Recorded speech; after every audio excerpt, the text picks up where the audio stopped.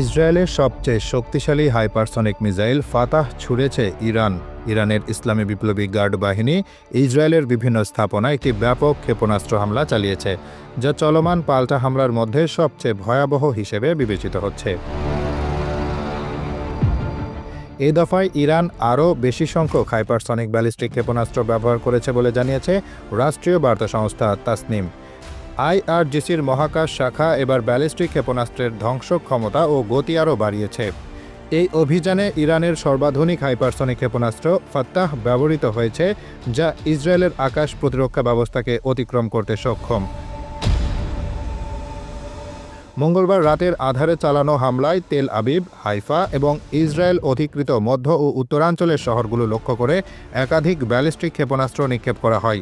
সর্বশেষ ধাপে ইরান ইসরায়েলের বিদ্যুৎ কেন্দ্র ও তেল শোধনাগারেও আঘাত হানে, যা 4 দিনের মধ্যে সবচেয়ে ব্যাপক ধ্বংসযজ্ঞ সৃষ্টি করেছে।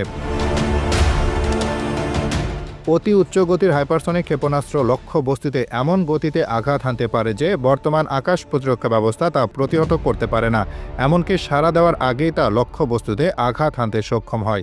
এ ধরনের ক্ষেপণাস্ত্র মাঝপথে দিকও পরিবর্তন করতে পারে। ফাত্তাহ ক্ষেপণাস্ত্রে দিক পরিবর্তনযোগ্য নজল আছে, ফলে মিসাইলটি যে কোনো সময় দিক পরিবর্তন করতে পারে। এটি পৃথিবীর বায়ুমণ্ডলের নিচে ও উপরে ম্যাক 13 থেকে 15 গতিতে চলতে পারে।